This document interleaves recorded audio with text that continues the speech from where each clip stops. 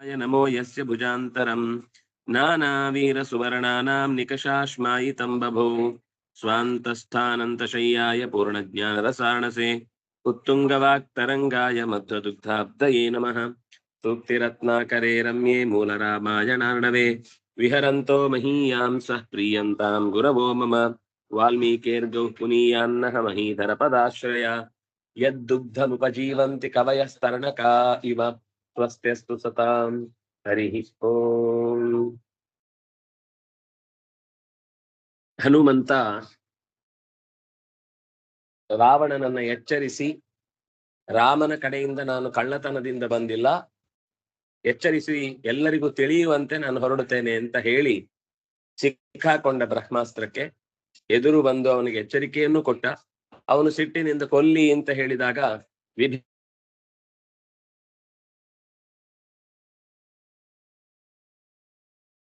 ವಾದ ಬಾಲಕ್ಕೆ ಬೆಂಕಿ ಕೊಡುವ ಆದೇಶ ಮಾಡಿದ.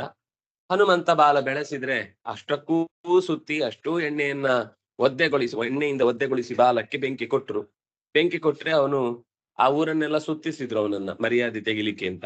ಆದ್ರೆ ಹನುಮಂತನಿಗೆ ಒಂದ್ಸರ್ತಿ ಎಲ್ಲೆಲ್ಲಿಗೆ ಬೆಂಕಿ ಕೊಡಬೇಕು ಅಂತ ತೋರಿಸ್ಕೊಂಡು ಹೋದಾಗಿತ್ತು. ಹೋಗಿ ಅವರು ಬಿಟ್ಟ ತಕ್ಷಣವೇ ಪುಟ್ಟ ರೂಪವನ್ನು ಸ್ವೀಕರಿಸಿ ತನ್ನ ಹೊರಗಿನ ಭಾಗದಿಂದ ಸೆಣಬು ಮತ್ತೆ ನಾರು ಹಗ್ಗಗಳಿಂದ ಏನು ಕಟ್ಟಿದ್ರು ಅದೆಲ್ಲ ಉದುರೋಯ್ತು. ಬೆಟ್ಟದ ಹಾಗಿದ್ದ ಸಂಕುಚಿತನಾದ ಪುಟ್ಟ ರೂಪ ಬಂತು, ಕಟ್ಟು ಬಿಚ್ಚಿ ಹೋಯಿತು. ಪುನಃ ಎತ್ತರದ ರೂಪ ತೊಟ್ಟ. ಎಲ್ಲ ಮನೆಗಳ ಮೇಲೆ ಹೋಗಿ ಬಾಲ ಇಟ್ಟು ಬಂದ. ನೀವೇನ್ ಕೊಡ್ತೀರೋ ಅದನ್ನು ವಾಪಸ್ ಕೊಡ್ತೇನೆ ಅಂತ ಅವನು ವ್ರತ. ನೀವು ನಮಸ್ಕಾರ ಕೊಟ್ರೆ ಅವನು ಅನುಗ್ರಹ ಮಾಡ್ತಾನೆ, ನೀವು ಸಿಟ್ಟಿನಿಂದ ಕಿರ್ಚಿದ್ರೆ ಅವನು ವಾಪಸ್ ಕಿರ್ಚ್ತಾನೆ, ಅಥವಾ ಅವನು ವಾಪಸ್ ಬೆಂಕಿ ಕೊಟ್ಟದ್ದಕ್ಕೆ ವಾಪಸ್ ಬೆಂಕಿ ಕೊಡ್ತಾನೆ. ಹೀಗೆ ಇಡೀ ಊರಿಗೆ ಬೆಂಕಿ ಹತ್ತಿಕೊಂಡಿತು. ಬಹುಶಃ ಸೀತೆ ಇದ್ದ ಒಂದು ಅಶೋಕವನ ಬಿಟ್ರೆ, ವಿಭೀಷಣನ ಅರಮನೆ ಬಿಟ್ರೆ ಉಳಿದದ್ದೆಲ್ಲ ಜಾಗ ಕೂಡ ಬಣ್ಣ ಬಣ್ಣದ ಅಲಂಕಾರದಿಂದ ಕೂಡಿದ್ದು ಒಂದೇ ಬಣ್ಣ ಮಸಿ. ರಾವಣನ ಮುಖಕ್ಕೆ ಬೆಳೆದ ಹಾಗಿತ್ತು ಇಡೀ ಲಂಕೆಗೆ ಕೊಟ್ಟ ಬೆಂಕಿ. ಹಾಗೆ ಪರ್ವತದಂತೆ ಬೆಳೆದು ಇದ್ದಕ್ಕಿದ್ದಂತೆ ಬೆಕ್ಕಿನ ಮರಿಯ ಆಕೃತಿಯ ರೂಪವನ್ನ ಪಡೆದು ಯೋಗೀಶ್ವರನಂತೆ ಯೋಗ ಸಿದ್ಧಿ ಇದ್ದವನು ಅಣಿಮಾದಿ ಅಷ್ಟ ಸಿದ್ಧಿಗಳನ್ನ ಹೇಗೆ ಅನಾಯಾಸವಾಗಿ ಅಗತ್ಯ ಇದ್ದಲ್ಲಿ ತೋರಿಸಿ ತನ್ನ ವೈಶಿಷ್ಟ್ಯವನ್ನ ವೈಭವವನ್ನು ತೋರಿಸ್ತಾನೋ ಆ ರೀತಿ ಆ ಪುರಕ್ಕೆಲ್ಲ ಪ್ರದಕ್ಷಿಣೆ ಬಂದು ಅದನ್ನ ಬೆಂಕಿಯಿಂದ ನಾಶಗೊಳಿಸಿದ ಅನ್ನುವ ಅಂಶವನ್ನ ನಾವು ನೋಡಿದೆವು. ಮುಂದೆ 43ನೇ ಪದ್ಯ ಅರ್ಚನ ಅವರು ಹೇಳಿ. ಸತೋರಣಸ್ಥಂ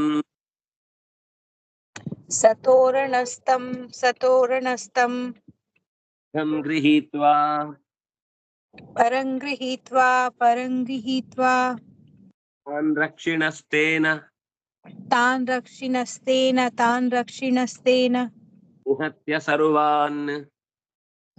ನಿಹತ್ಯ ಶತ್ರುವಾನ್ ಲಂಕಾನ್ ಸಭೋಗೋಪುರ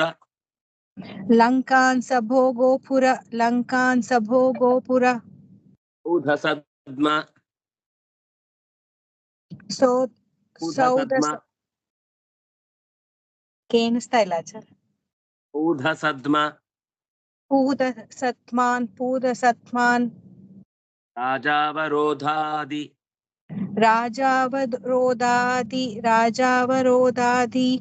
ಅತೀಂ ದದಾಹ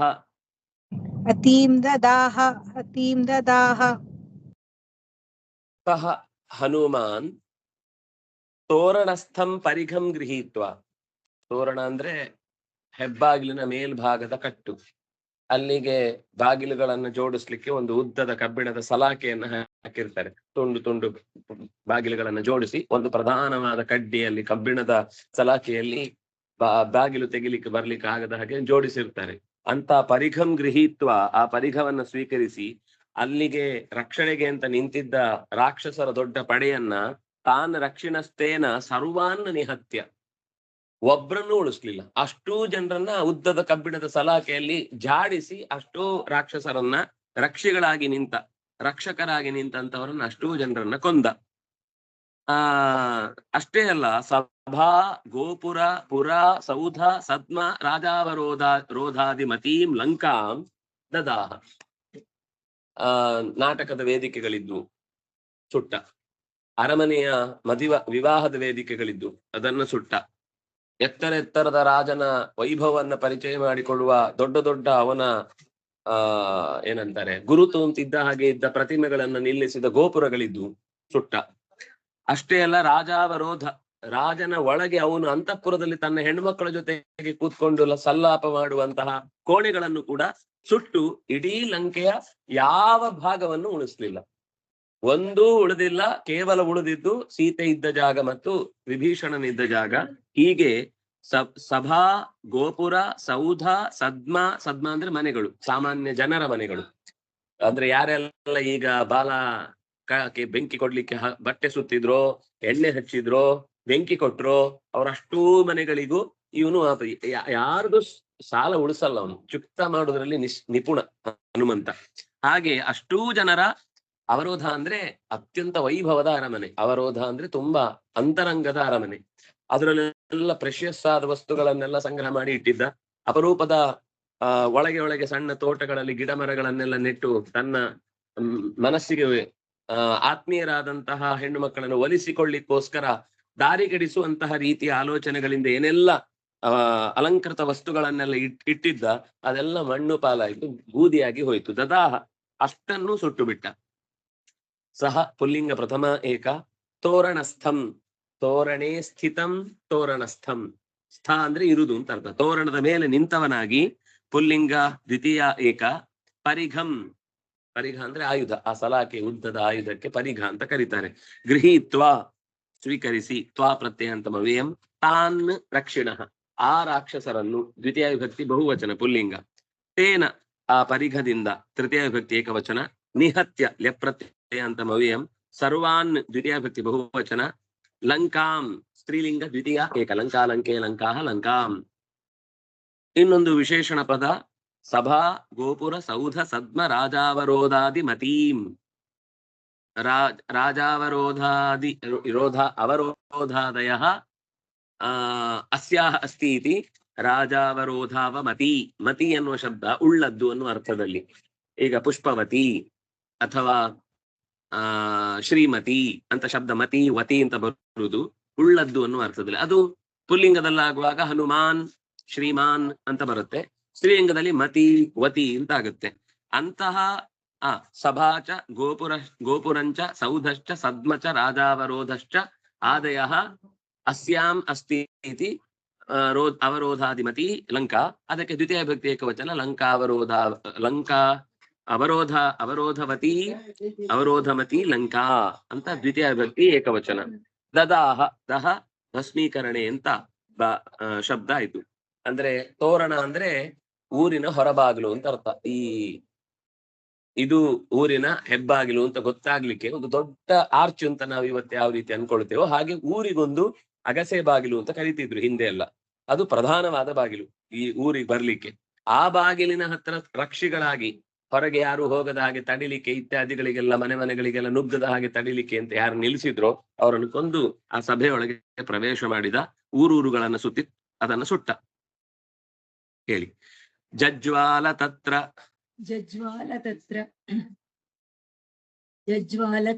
ಜ್ವಲನೋತಿ ಮಾತ್ರಂ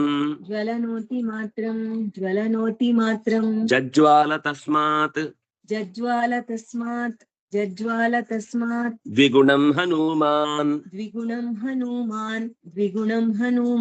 ಸರ್ವತ್ರ ಚೈಕ ಕ್ಷಣ ಏವ ದೃಷ್ಟಃ ಸವಿಶ್ವರೂಪತ್ವಂ ಅವಾಪನೂನಂ. ಹನುಮಂತ ಅತಿಮಾತ್ರಂ ಜ್ವಲನಃ ತತ್ರ ಜಜ್ವಾಲ. ಈ ಚೂರು ಬಿಡದೆ ದಗ ದಗ ದಗ ದಗ ಉರ್ದು ಹೋಯ್ತು. ಅವರು ಏನೋ ನಮ್ಮಲ್ಲೆಲ್ಲ ಈ ಯುಗಾದಿಗೆ ತೂಟ ಹಾಕುದು ಅಂತ ಇರುತ್ತೆ, ಗದ್ದೆಗಳಲ್ಲೆಲ್ಲ ತರಗೆಲೆ ಹಾಕಿ ಉರಿಸುದು ಅಂತ. ಹಾಗೆ ಅದು ಯಾರೋ ಮೊದ್ಲೇ ರೆಡಿ ಮಾಡಿ ಬೆಂಕಿಗೆ ಎಲ್ಲ ಗೋಪುರ ಹಾಕಿ ಇಟ್ಟಿದ್ದಾರೆ. ಅದಕ್ಕೊಂದು ಅವನು ಈ ಪಟಾಕಿಗೆ ಒಂದು ಸಣ್ಣ ಒಂದು ಬತ್ತಿ ಇರುತ್ತೆ, ಅದಕ್ಕೆ ಕೊಟ್ಟು ಬಿಟ್ರೆ ಉಳಿದು ಡಮ್ ಅನ್ನುತ್ತೆ. ಹಾಗೆ ಇಡೀ ಊರು ಅತಿಮಾತ್ರಂ ಜ್ವಲನಃ ಜಜ್ವಾಲ. ಚೂರು ಉಳಿಸದೆ ಧಗಧಗನೆ ಉರಿದು ಇಡೀ ಮನೆಯನ್ನ ಊರನ್ನ ಅವನ ಅರಮನೆಯ ಪರಿಸರವನ್ನ ಸುಟ್ಟು ಹಾಕಿತು. ಕೇವಲ ಅಷ್ಟೇ ಅಲ್ಲ, ಹನುಮಂತ ಗಾಳಿ ಅಲ್ವಾ, ಉಫ್ ಅಂತ ಊದಿದ ಬೇರೆ. ಮೊದ್ಲು ಉರಿತಾ ಇತ್ತು, ಅವನು ಓದಿದ ದ್ವಿಗುಣಂ ಜಜ್ವಾಲ. ಹನುಮಂತ್ ಬೆಂಕಿಯೇ ದಗದಗ ಉರಿಯತ್ತೆ, ಹನುಮಂತ ಕೊಟ್ಟ ಬೆಂಕಿ ಇನ್ನು ಜೋರು ಉರಿಯತ್ತೆ. ಸಾಮಾನ್ಯ ಬೆಂಕಿಗೆನೇ ಒಂದು ಉರಿಯುವ ತಾಕತ್ತಿದೆ, ಹನುಮಂತ ಕೊಟ್ಟಾದ್ರಿಂದ ತಸ್ಮಾತ್ ಹನುಮಾನ್ ದ್ವಿಗುಣಂ ಜಜ್ವಾಲ, 2 ಪಟ್ಟು ಹೆಚ್ಚಿಗೆ ಗಾಳಿ ಉರಿದು ನಾವು ಹೇಳುದುಂಟು. ಅದು ಮೊದ್ಲೇ ಗಾಯ ಆಗಿದೆ, ಅದ್ರ ಮೇಲೆ ಉಪ್ಪು ಸುರಿದ ಅಂತ ಹೇಳಿದ ಹಾಗೆ ಮೊದ್ಲೇ ಬೆಂಕಿ ಉರಿತಾ ಇದೆ, ಹನುಮಂತ ಅದ್ರ ಮೇಲೆ ತಾನು ಬಾಲದಿಂದ ಬೆಂಕಿ ಕೊಟ್ಟದ್ದಾದ್ರಿಂದ ಅದು 2 ಪಟ್ಟು ಉರಿದು ಊರೆಲ್ಲ ಸುಟ್ಟು ಹೋಯ್ತು. ಸರ್ವತ್ರ ಏಕಕ್ಷಣ ಏವ ದೃಷ್ಟ. ಸುಡುವಾಗ ಅದು ಬತ್ತಿ ಹೊತ್ತಿತಾ ಇಲ್ವಾ ಅಂತ ನೋಡುವಷ್ಟು ಕ್ಷಣವೇ ಕೊಡ್ಲಿಲ್ಲ ಹನುಮಂತ. ಒಂದೊಂದು ಕ್ಷಣದಲ್ಲಿ ಒಂದೊಂದು ಮನೆ ಮೇಲೆ ಅಷ್ಟೇ ಅವರಿಗೆ. ಯಾಕಂದ್ರೆ ಅವರೇನು ಪ್ರಾರ್ಥನೆ ಮಾಡಿ ವರ ಪಡೆದು ಪ್ರತ್ಯಕ್ಷ ಮಾಡ್ಕೊಳ್ಳಿಕ್ಕೋಸ್ಕರ ಬಂದ ರೂಪ ಅಲ್ಲ ಅದು, ಅವರ ಮನೆ ಧ್ವಂಸ ಮಾಡ್ಲಿಕ್ಕೆ ಬಂದ ರೂಪ ಅದು. ಹಾಗಾಗಿ ಒಂದು ಪಟಾಕಿ ಪೆಟ್ಟಿಗೆಗೆನೆ ಒಂದು ಕಿಡಿ ಬಿದ್ರೆ ಹೆಂಗ್ ಉರಿಯತ್ತೆ, ಒಂದೊಂದೇ ಕ್ರಮವಾಗಿ ಉರಿಯತ್ತ, ಎಲ್ಲಿ ಉರಿಯತ್ತೆ, ಹ್ಯಾಕ್ ಬಿತ್ತು, ಎಲ್ಲಿಂದ ಬಿತ್ತು, ಅದು ಎಲ್ಲ ಒಂದೊಂದು ದಿಕ್ಕಿಗೆ ಸಿಡಿಯುವ ಹಾಗೆ ಸರ್ವತ್ರ ಏಕಕ್ಷಣ ಏವ ದೃಷ್ಟ. ಒಂದೇ ಕ್ಷಣದ ಒಳಗೆ ಅಷ್ಟೂ ಪರಿಸರವನ್ನ ಸುಟ್ಟು ಹಾಕಿ ವಿಶ್ವರೂಪತ್ವ ಅವಾಪ. ವಿಶ್ವರೂಪತ್ವ ಅಂತಂದ್ರೆ ತನ್ನ ವಿಸ್ತಾರವಾದ ವ್ಯಾಪ್ತವಾದಂತಹ ರೂಪದಿಂದ.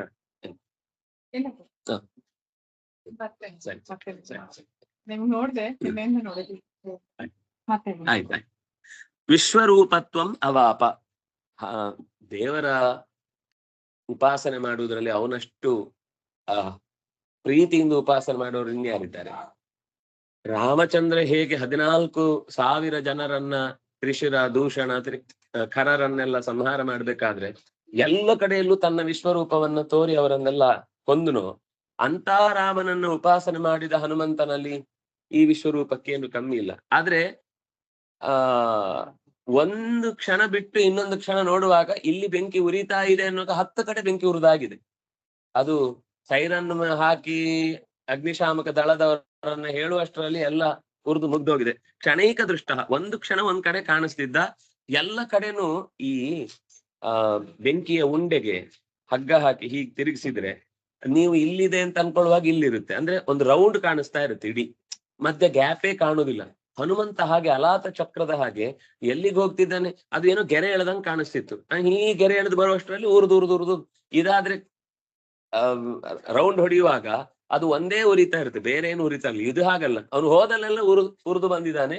ಇಡೀ ಲಂಕೆ ನೂನಂ ಬಹಳ ಚೆನ್ನಾಗಿ ಉರ್ದೇ ಹೋಯ್ತು, ಅವನ ವಿಶ್ವರೂಪವನ್ನ ಕಂಡಿತು. ಹೆದರಿ ಬಿಟ್ರು ಇಡೀ ಊರವರು.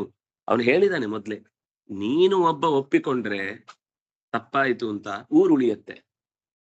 ಸಚೇತ್ ಪ್ರದಾಸಸಿ ತ್ವರಂ, ತಡ ಮಾಡದೆ ನೀನು ರಾಮನ ಪ್ರಿಯತಮೆಯಾದ ಸೀತೆಯನ್ನ ತಪ್ಪಾಯ್ತು ಅಂತ ಹೇಳಿ ಒಂದು ಒಪ್ಪಿಕೊಂಡ್ರೆ ಸಪುತ್ರ ಮಿತ್ರ ಬಾಂಧವ, ನಿನ್ನ ಪುತ್ರ ಮಿತ್ರ ಬಾಂಧುಗಳು ಸೈನಿಕರು ಇವರೆಲ್ಲ ಉಳಿತಾರೆ. ಒಂದು ವೇಳೆ ನೀನು ಆ ಮಾತಿಗೆ ನಡ್ಕೊಳ್ಳದೆ ರಾಮನನ್ನ ಈಗ್ಲೂ ಕೂಡ ಅವನ ತಾಳ್ಮೆಯನ್ನ ಪರೀಕ್ಷೆ ಮಾಡುವ ಹಾಗೆ ನೀನು ವಿರೋಧಿಸಿ ನಿಂತೆ ಅಂತಾದ್ರೆ ಎಲ್ಲವನ್ನೂ ಕಳ್ಕೊಳ್ತಿ, ಯಾವುದು ಉಳಿಯಲ್ಲ. ನಿನ್ಗೆ ಅಂತ ಹೇಳಲಿಕ್ಕೆ ಒಂದು ವಸ್ತು ಉಳಿಯಲ್ಲ, ನೀನು ಉಳಿಯಲ್ಲ. ಅದೇ ಎಚ್ಚರ ಇರ್ಲಿ ಅಂತ ಇಷ್ಟು ಹೇಳಿದಾನೆ. ಅವನಿಗೆ ಅರ್ಥ ಆಗ್ಲಿಲ್ಲ, ನನ್ನ ಕಡೆಯಿಂದ ಇಷ್ಟು ಸಾಕು ಅಂತ. ಅವನ ದೂತ ಬಂದ್ರೆ ಏನ್ ಮಾಡ್ತೇನೆ ಅಂತ ಗೊತ್ತಿರ್ಲಿ, ಅವನು ಬಂದ್ರೆ ಏನ್ ಮಾಡ್ತೇನೆ ನೀನು ಊಹಿಸ್ಕೊ. ಅದೆಲ್ಲ ಒಂಥರ ಯುದ್ಧದ ಚಟುವಟಿಕೆಯಲ್ಲಿ ಒಂದು ಸೂಕ್ಷ್ಮತೆಗಳು. ವಿಶ್ವರೂಪವನ್ನ ತೋರಿಸಿ ಓಡೋದ. ಜಜ್ವಾಲ, ಜ್ವಲ ದೀಪ್ತವು ಅಂತ ಧಾತು. ಲಿಟ್ ಪ್ರಥಮ ಏಕ, ತತ್ರ ಅವ್ಯಯ. ಜ್ವಲನಃ ಅದು ಅಗ್ನಿಗೆ ಇನ್ನೊಂದು ಪರ್ಯಾಯ ಶಬ್ದ, ಪುಲ್ಲಿಂಗ ಪ್ರಥಮ ಏಕ. ಅತಿಮಾತ್ರಂ ಅವ್ಯಯ. ಜಜ್ವಾಲ ಮತ್ತೆ ಹಿಂದಿನ ತರನೇ ಲಿಟ್ ಪ್ರಥಮ ಏಕ. ತಸ್ಮಾತ್ ಪಂಚಮಿ ಏಕ. ದ್ವಿಗುಣಂ 2 ಪಟ್ಟು ಅಂತರ್ಥ. ಅವ್ಯಯ. ಹನುಮಾನ್ ಪುಲ್ಲಿಂಗ ಪ್ರಥಮ ಏಕ. ಸರ್ವತ್ರ ಅದು ತ್ರ ಅನ್ನುವ ಪ್ರತ್ಯಯ ಬಂದಲ್ಲೆಲ್ಲ, ಅತ್ರ ತತ್ರ ಸರ್ವತ್ರ ಏಕತ್ರ ಅನ್ಯತ್ರ ಇದೆಲ್ಲ ಅವ್ಯಯಗಳು. ಏಕಕ್ಷಣ ಚ ಏಕಕ್ಷಣ ಪುಲ್ಲಿಂಗ ಪ್ರಥಮ ಏಕ. ಏವ ಅವ್ಯಯ. ದೃಷ್ಟ ಪುಲ್ಲಿಂಗ ಪ್ರಥಮ ಏಕ. ಸಹ ಪುಲ್ಲಿಂಗ ಪ್ರಥಮ ಏಕ. ವಿಶ್ವಸ್ಯ ರೂಪಂ ವಿಶ್ವರೂಪಂ. ವಿಶ್ವರೂಪಸ್ಯ ಭಾವ ವಿಶ್ವರೂಪತ್ವಂ. ವಿಶ್ವರೂಪದ ಭಾವವನ್ನು ದ್ವಿತೀಯ ಏಕ. ಅವಾಪ ಆಪ ಅಂತ ಲಿಟ್ ಪ್ರಥಮ ಏಕ. ಅವ ಉಪಸರ್ಗ. ಆಪಲ್ ವ್ಯಾಪ್ತವು. ನೂನಂ ಅವ್ಯಯ.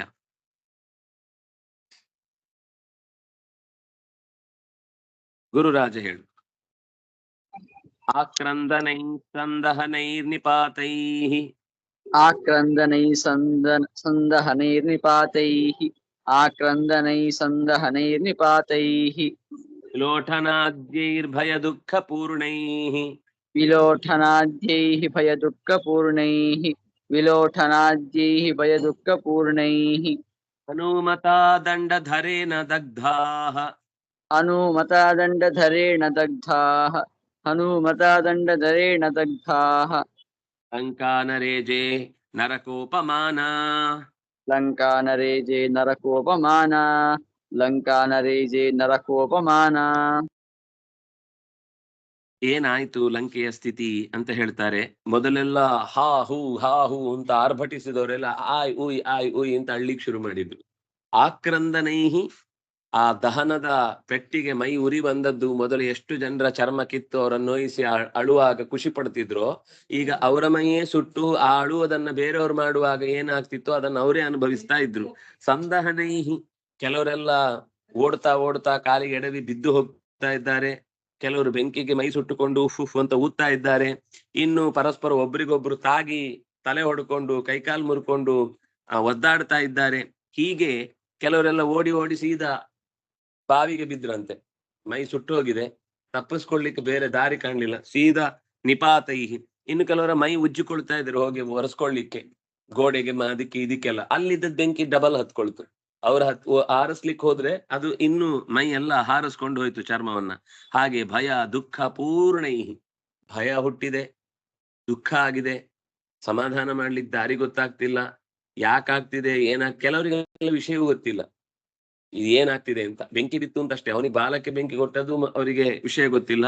ಹಾಗಾಗಿ ಭಯ ದುಃಖಗಳಿಂದ ಆತಂಕಕ್ಕೆ ಒಳಗಾದಂತಹ ಇಡೀ ಲಂಕಾ ಹೇಗೆ ಯಮ ತನ್ನ ಕಾರ್ಯವನ್ನ ಮಾಡುವಾಗ ಸಂಕೋಚವೇ ಇಲ್ಲದೆ, ಸ್ವಲ್ಪವೂ ಕರುಣೆ ಇಲ್ಲದೆ, ಅದರ ಆಯುಷ್ಯ ಮುಗೀತು ಅಂತಂದಾಗ ಸುಮ್ನೆ ಹಿಡ್ಕೊಂಡು ಹೇಗೆ ಹೋಗ್ತಾನೋ ಹಾಗೆ ದಂಡಧರನಂತೆ ಹನುಮಂತ ಯಮನ ಸ್ಥಾನವನ್ನ ಹೊತ್ತಂತೆ ದಂಡಧರೇಣ ಹನುಮತ ಲಂಕಾ ದಗ್ಧ. ದಂಡಧರನಾಗಿ ದಂಡಧರ ಅಂತ ಯಮನಿಗೆ ಒಂದು ಹೆಸರು. ಅವನು ನಿಂತ್ರೆ ಹೇಗೆ ಕಾಲಾಂತಕೋಪಮ ಅಂತ ಕೆಲವೊಂದ್ ಸರ್ತಿ ಯಾರನ್ನಾದ್ರೂ ಯುದ್ಧದಲ್ಲಿ ಅತ್ಯಂತ ತೀವ್ರವಾದ ಯುದ್ಧದ ಸ್ಥಿತಿಯನ್ನು ತಲುಪಿದ್ದಾರೆ ಅಂದ್ರೆ ಕೊನೆಯ ಕಾಲದ ಅಂತಕನಂತೆ ಕಾಣುವಂತಹ ವ್ಯಕ್ತಿತ್ವ ಇರುವ ಯಮನ ಶಕ್ತಿಗೆ ಹನುಮಂತನಿಗೆ ಉದಾಹರಣೆ ಏನಲ್ಲ. ಹನುಮಂತನಿಗಿಂತ ಯಮ ಎಷ್ಟೋ ಚಿಕ್ಕವನು, ಆದ್ರೆ ಲೋಕದಲ್ಲಿ ಅವನ ಭಯವನ್ನ ಅಂತೂ ಲೋಕದಲ್ಲಿ ಅನುಭವಿಸ್ತಾರೆ. ಆದ್ರಿಂದಾಗಿ ಅಂತಹ ದಂಡಧರನಂತೆ ಹನುಮಂತ ಇಡೀ ಲಂಕೆಯನ್ನ ಸುಟ್ಟ. ನರೇಜೆ ಲಂಕಾ ನರೇಜೆ ನರಕೋಪಮಾನ, ಲಂಕೆ ಅಲ್ಲಿ ತನಕ ಹೊಳಿತಾ ಇತ್ತು, ಬೆಳೀತಾ ಇತ್ತು ಅನ್ನುವಂತಹದ್ದು ಇವತ್ತು ನರಕಕ್ಕೆ ಸದೃಶವಾಗಿತ್ತು. ಬಹುಶಃ ಯಮ ತನ್ನ ಊರನ್ನ ಸಂಯಮನೀಪುರ ಅಂತ ಅವನ ಊರಿನ ಹೆಸರು. ಅಲ್ಲೆಲ್ಲ ಬಾಣಲೆ, ತಟ್ಟೆ, ಬಿಸಿ ಕಾಸಿದ್ದು, ಮುಳ್ಳು, ಏನೇನೋ ಇರುತ್ತೆ, ಅದನ್ನೆಲ್ಲ ಇಲ್ಲಿ ಶಿಫ್ಟ್ ಮಾಡಿದ ಅಂತ ಅನ್ಕೊಂಡ್ರಂತೆ ಎಲ್ರು. ಬಹುಶಃ ನರಕವನ್ನು ಇಲ್ಲಿ ಶಿಫ್ಟ್ ಮಾಡಿದ್ದಾರೆ.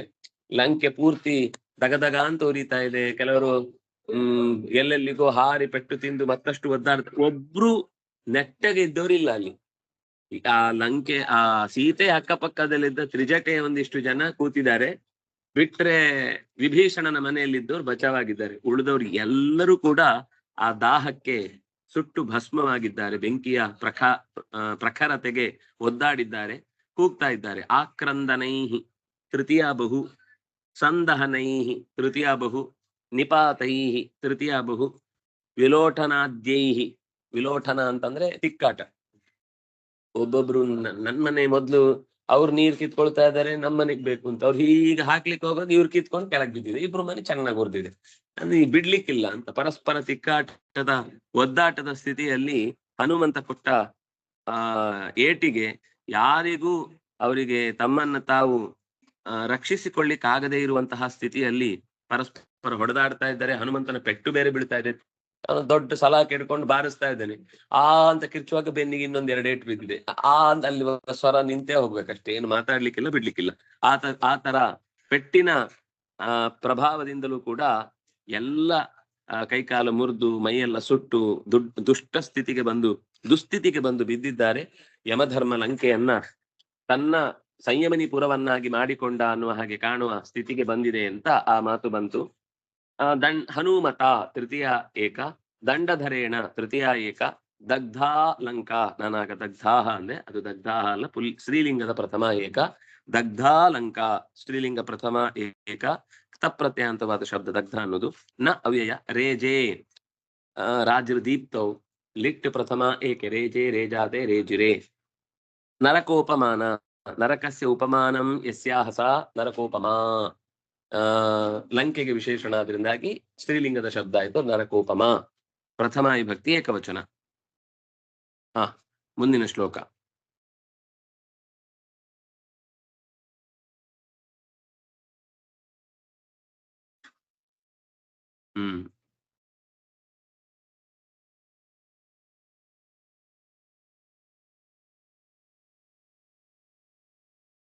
ಸುಧಾ ಅವ್ರು ಹೇಳಿ.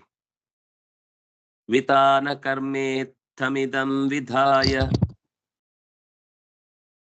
कर्मे विधाय विधानकर्मे विधाय ನದಾಧಿರಾಜೇ ಅವಭೃತಂಚ ಕೃತ್ವಾ नदाधिराजे अवभृतं च कृत्वा नदाधिराजे अवभृतं च कृत्वा ಸಮರ್ಪಯಾಮಾಸ ಸಮರ್ಪಣೀಯಂ समर्पयामास समर्पणीयम् ರಾಮಾಯ ತನ್ಮಾರುತಿಯಾಯ ಜೂಕಃ रामाय तन्मारुतियाय झूकः रामाय तन्मारुतियाय झूकः. ಯಾಯಜೂಕ ಅಂದ್ರೆ ಯಜ್ಞದ ಅಧ್ವರ್ಯವನ್ನು ವಹಿಸಿದವ. ಮಾರುತಿ ಯಾಯಜೂಕ ಹನುಮಂತನೆಂಬಂತಹ ಯಜ್ಞವನ್ನ ಮಾಡಿಸುವಂತಹ ಯಜಮಾನ. ಈ ರೀತಿಯಾಗಿ ವಿತಾನ ಕರ್ಮ ಅಂತಂದ್ರೆ ಯಜ್ಞದ ವಿಶೇಷವಾದ ಕರ್ಮ ಅಂತ ಅರ್ಥ. ಈ ಕರ್ಮಬದ್ಧವಾದ ಕೆಲವೆಲ್ಲ ವೇದೋಕ್ತವಾದ ಕ್ರಮಗಳನ್ನು ಅನುಸರಿಸಿ ಮಾಡುವಂತದ್ದನ್ನ ವಿತಾನ ಕರ್ಮ ಅಂತಾರೆ. ಈ ಯುದ್ಧವನ್ನೇ ಅವನು ಯಜ್ಞವನ್ನಾಗಿ ಮಾಡಿದ ಅಂತ. ಅವನಿಗೇನು ಹೊಸ್ತಲ್ಲ, ಅದು ಆರಾಮವಾಗಿ ಮಾಡ್ತಾನೆ. ಭೀಮನಾಗಿದ್ದಾಗ್ಲೂ ಹಾಗೆ, ಹನುಮಂತನಾದ್ಮೇಲೂ ಹಾಗೆ, ಹನುಮಂತನಾಗುವಾಗ್ಲೂ ಹಾಗೇನೆ. ಯುದ್ಧ ಲಕ್ಷಣವಾದಂತಹ ವಿತಾನ ಕರ್ಮವನ್ನ ಯಜಮಾನನಾಗಿ ಅತ್ಯಂತ ಪ್ರೀತಿಯಿಂದ ನಡೆಸ್ತಾ ನದಾಧಿರಾಜ.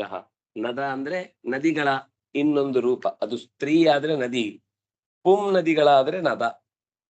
ನದ ನದಿಗಳ ಸಿರಿವನಗಳ ತಾಯೇ ಭರತ ಮಾತೆ ಅಂತ ಒಂದು ಹಾಡಲ್ಲಿ ನದ ನದಿ ಅಂತ ಎರಡನ್ನೂ ಬಳಸ್ತಾರೆ. ಅದು ಭಾಗವತದಲ್ಲೂ ಇದೆ. ಈ ಬ್ರಹ್ಮಪುತ್ರ ನದ, ಕುಮಾರಧಾರ ನದ, ಇನ್ನು ಕೆಲವೆಲ್ಲ ನದ ಇದೆ. ನದಿ ಗಂಗಾ ಯಮುನಾ ಸರಸ್ವತಿ, ನದಿಗಳು ಜಾಸ್ತಿ, ನದಗಳು ಕಮ್ಮಿ. ಆದ್ರೆ ಪುಂ ಶಬ್ದದಿಂದ ವಾಚ್ಯವಾದ ಕೆಲವು ನದಿಗಳಿವೆ, ಅದನ್ನ ನದ ಅಂತ ಕರೀತಾರೆ. ಅಂತಹ ನದಾಧಿರಾಜ, ನದಗಳು ಹೋಗಿ ಸೇರುವುದು ಸಮುದ್ರವನ್ನೇ. ಅದ್ನಾಗಿ ವರುಣ ನದಾದಿರಾಜೇ ಅವಭೃತಂಚ ಕೃತ್ವ, ಎಲ್ಲ ಸುಟ್ಟು ಆದ್ಮೇಲೆ ಏನ್ ಮಾಡ್ತಾರೆ, ರಥ ಎಲ್ಲ ಓಡಾಡಿ ಆದ್ಮೇಲೆ ಏನ್ ಮಾಡ್ತಾರೆ, ಸರೋವರಕ್ಕೆ ಹೋಗಿ ಮುಳುಗ್ ಹಾಕ್ತಾರೆ. ಹಾಗೆ ಹನುಮಂತ ಇಡೀ ಯಜ್ಞ ಮುಗಿಸಿ, ಸುಡುವ ಮಹಾಯಜ್ಞವನ್ನು ಮುಗಿಸಿ ಅವಭೃತ ಸ್ನಾನಕ್ಕೆ ಅಂತ ಸಮುದ್ರಕ್ಕೆ ಹೋಗಿ ಬಾಣವನ್ನು ಮುಳುಗಿಸಿ ತಾನು ಮುಳುಗಿ ಅವಭೃತಂಚ ಕೃತ್ವ ಅವಭೃತ ಸ್ನಾನವನ್ನ ಮಾಡಿ ರಾಮಾಯ ಸಮರ್ಪಣೀಯಂ ಸಮರ್ಪಯಾಮಾಸ, ಈ ಯಜ್ಞದಿಂದ ರಾಮ ಪ್ರಿಯತಾಂ ಅಂತ ಪ್ರತಿ ಕರ್ತವ್ಯವನ್ನು ಅವನು ಹಾಗೇನೆ ಏನೇ ಮಾಡಿದ್ರು ಕೂಡ ನಾನ್ ಮಾಡಿದೆ ಅನ್ಕೊಳ್ಳಲ್ಲ. ಹೊರಡುವಾಗ್ಲೂ ರಾಮಾಯ ಶಾಶ್ವತ ಸುವಿಸ್ತೃತ ಷಡ್ಗುಣಾಯ ಅಂತ ಹೇಳಿದ್ವಿ. ಹೊರಡುವಾಗ್ಲೂ ಇದು ರಾಮನ ಕಾರ್ಯಕ್ಕಾಗಿ ಹೊರಡ್ತಾ ಇದ್ದೇನೆ ಅಂತ ಹೊರಟಿದ್ದ. ಈಗ ರಾಮನ ಎಚ್ಚರಿಕೆಯನ್ನ ಹೇಳಿದ ಮೇಲೂ ಅರ್ಥ ಮಾಡಿಕೊಳ್ಳದೆ ಇದ್ದಾಗ ಅವನೇ ಕೊಟ್ಟದ್ದನ್ನು ವಾಪಸ್ ಅವನಿಗೆ ಯಜ್ಞ ರೂಪದಲ್ಲಿ ಕೊಟ್ಟು, ಅಗ್ನಿಗೆಲ್ಲ ಆಹುತಿ ಕೊಟ್ಟಿದ್ದೇನೆ ರಾಮಚಂದ್ರ, ನಿನಗೆ ಅರ್ಪಣೆ ಮಾಡ್ಬೇಕಿತ್ತು ಈ ಲಂಕೆಯನ್ನ, ಇನ್ನು ಸೀತೆಯನ್ನು ಒಂದು ಕರ್ಕೊಂಡು ಬರ್ಲಿಕ್ಕೆ ಬಾಕಿ ಇದೆ, ಉಳಿದಿದ್ದೆಲ್ಲ ನಿನಗೆ ಈಗಾಗಲೇ ಸಮರ್ಪಿಸಿದ್ದೇನೆ ಅಂತ ಸಮರ್ಪಣೀಯಂ ಸಮರ್ಪಯಾಮಾಸ. ಅದು ರಾಮನಿಗೇ ಸೇರಿದ ಸ್ವತ್ತು ಅನ್ನುವ ದೃಷ್ಟಿಯಿಂದ ಇಡೀ ಯಜ್ಞವನ್ನ ರಾಮನಿಗೆ ರಾಮಾರ್ಪಣ ವಸ್ತು ಅಂತ ಸಮರ್ಪಣೆ ಮಾಡಿದ. ಯಾಕೆಂದ್ರೆ ರಾಮನ ಕಾರ್ಯವನ್ನ ಸ್ವತಃ ಹನುಮಂತನೇ ಯಜಮಾನನಾಗಿ ಈ ಕಾರ್ಯವನ್ನು ಮಾಡಿದ್ದಾದನ್ನಾಗಿ ಅವನೇ ಸಂಕಲ್ಪ ಮಾಡಿದ್ದು, ಅವನೇ ಕೃಷ್ಣಾರ್ಪಣೆ ಬಿಡುದು. ವಿತಾನ ಕರ್ಮ, ವಿತಾನ ಕರ್ಮ ಅಂತಂದ್ರೆ ಅವ್ಯಯ, ಅದು ಕರ್ಮ, ಸಾರಿ ನಪುಂಸಕಲಿಂಗ. ಕರ್ಮ ಕರ್ಮಣಿ ಕರ್ಮಾಣಿ, ವಿತಾನ ಇತಿ ಕರ್ಮ, ವಿತಾನ ಕರ್ಮ.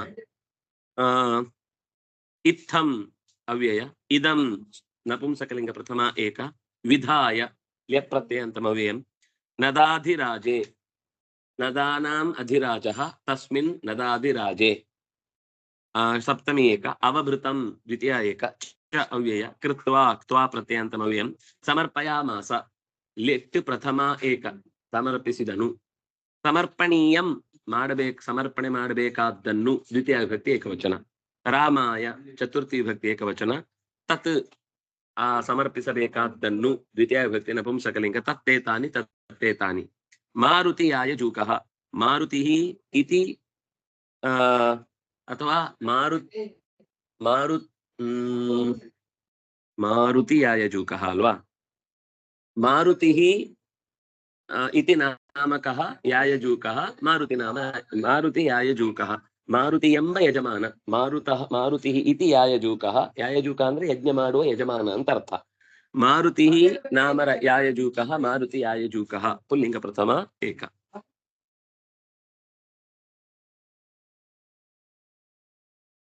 ನವನಿಧಿಯವರು ಹೇಳಿ ದಗ್ಧಾಪುರಿ ದಗ್ಧಾಪುರಿ ಮಾರುತಿನ ಸಮಸ್ತ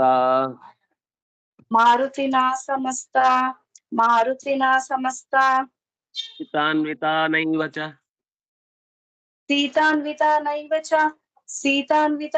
ಚ ಶಪಾಸಾ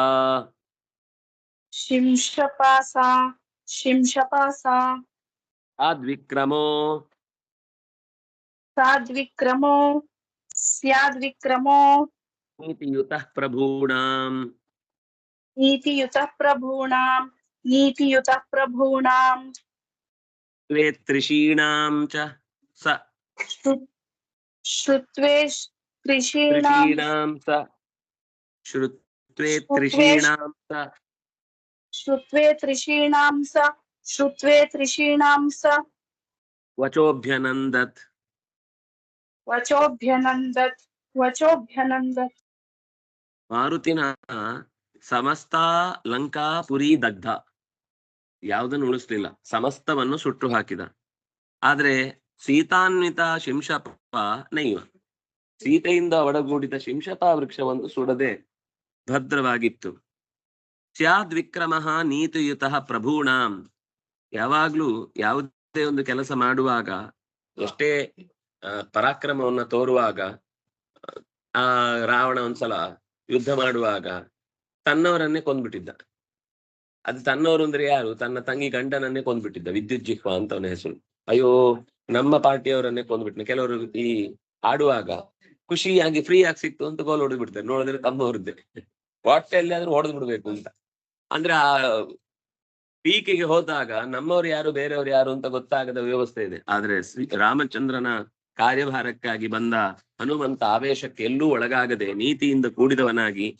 ತನ್ನ ವಿಕ್ರಮವನ್ನ ಸಾಮರ್ಥ್ಯವನ್ನ ತೋರಿಸುವಾಗ ಪ್ರಭುವಿಗೆ ಬೇಕಿರುವಂತಹ ಕ್ರಮದಲ್ಲಿ ಒಂದು ಎಡವಟ್ಟು ಯಾಕೆಂದ್ರೆ ಇವನ್ ಮಾಡಿದ ತಪ್ಪು ಇವನ್ ಮಾಡಿದ್ದು ಅಂತ ಉಳಿಯಲ್ಲ ರಾಮ ಮಾಡಿದ್ದು ರಾಜ ಮಾಡಿದ್ದು ಅಂತ ಉಳಿಯತ್ತೆ ಯಾರೇ ಸೋತರು ಯಾವುದೇ ಆಟದಿಂದ ಸೋತದ್ದು ದೇಶ ಅಂತ ಹೆಸರು ಅಥವಾ ಸೋತದ್ದು ಅರಾಜ ಅಂತ ಹೆಸರು ಹಾಗೆ ಆ ನನ್ನ ಕರ್ತವ್ಯದ ಲೋಪದಿಂದಾಗಿ ರಾಮನಿಗೆ ಕೆಡುಕು ಆಗಬಾರದು ಅಂತ ಯಾವ ಕೆಲಸದಲ್ಲೂ ಕೂಡ ನೀತಿಯನ್ನು ಮೀರಲಿಲ್ಲ ತನ್ನ ವಿಕ್ರಮವನ್ನು ತೋರಿಸುವ ಆವೇಶದಿಂದ ಸೀದ ಎತ್ತಿ ಹೊಡೆಯುವಾಗ ವಿಕೆಟಿಗೆ ಬ್ಯಾಟ್ ಹೊಡೆದ್ರೆ ಹೋಯ್ತಲ್ಲ ಸಿಟ್ಟಿತ್ತು ಕರೆಕ್ಟ್ ಬಾಲ್ ಮೇಲೆ ತೀರ ಬೀಸಿದ್ರೆ ಆವೇಶಕ್ಕೆ ಒಳಗಾಗಿ ಅವನೇ ಹಿಟ್ ಔಟ್ ಆಗ್ತಾನೆ ಹಾಗೆ ಇಲ್ಲಿ ಅಂತಹ ಕಾರ್ಯವನ್ನ ಮಾಡ್ಲಿಲ್ಲ ಅದರ ಜೊತೆಗೆ ಆ ಕೆಲಸ ಮಾಡಿದ್ರಿಂದ ಋಷೀಣಾಂ ಈ ಆಗಸದ ಮಾರ್ಗದಲ್ಲಿ ಮೋಡಗಡ ಎಡೆಯಲ್ಲಿ ಬಾಲ್ಕನಿಯ ಬಂಧುಗಳೆಲ್ಲ ಖುಷಿಯಿಂದ ಯುದ್ಧವನ್ನು ನೋಡಿ ಅಭ್ಯನಂದ ರಾಮನಿಗಾಗಿ ಹನುಮಂತ ಮಾಡಿದ ಕೆಲಸವನ್ನ ವಚಃ ಒಳ್ಳೆಯ ಮಾತಿನಿಂದ ಅವನನ್ನ ಶ್ಲಾಘನೆ ಮಾಡಿದ್ರಂತೆ ಯುದ್ಧ ದರ್ಶನದಿಂದ ಉಂಟಾದ ಸೌಖ್ಯವನ್ನ ಖುಷಿ ಪಡುವ ಮಾತುಗಳಲ್ಲಿ ಅವನನ್ನ ಅಭಿನಂದಿಸಿದರು ಅಂತ ಋಷಿಗಳು ಅಭಿನಂದಿಸಿದ ಸಂಗತಿಯನ್ನು ಹೇಳಿದ್ರು ಹೀಗೆ ಆ ಇಡೀ ಲಂಕೆ ಇವನ ಬಾಲದ ಬೆಂಕಿಗೆ ಸುಟ್ಟು ಕಪ್ಪಾಯಿತು ಕರಟಿ ಹೋಯಿತು ಸೀತೆ ಇದ್ದ ಶಿಂಶಪ ವೃಕ್ಷ ಒಂದು ಬಿಟ್ಟು ಇನ್ನೊಂದ್ ಕಡೆ ಅಲ್ಲಿ ವಿಭೀಷಣನ ಜಾಗವು ಕೂಡ ಏನಾಗಿರ್ಲಿಲ್ಲ ಅಂತ ಹೇಳ್ತಾರೆ ಒಟ್ಟು ಈ ರೀತಿ ಘಟನೆ ನಡೆಯಿತು ಅಂತ ಹೇಳ್ತಾರೆ ಅದರ ಶಬ್ದಾರ್ಥವನ್ನ ನಾಳೆಯ ಅನುಸಂಧಾನದಲ್ಲಿ ನೋಡೋಣ ಅಂತ ಹೇಳ್ತಾ ಕಾಯೇನ ವಾಚ ಮನಸ ಇಂದ್ರಿಯೈರ್ವ ಬುದ್ಧ್ಯ ಆತ್ಮನಾವ ಅನುಸೃತ ಸ್ವಭಾವ ಕರೋಮಿ ಯದ್ಯತ್ ಸಕಲಂ ಪರಸ್ಮೈ ನಾರಾಯಣ ಇತಿ ಸಮರ್ಪಯಾಮಿ ಶ್ರೀಕೃಷ್ಣಾರ್ಪಣಮಸ್ತು ಹರೇ ರಾಮ.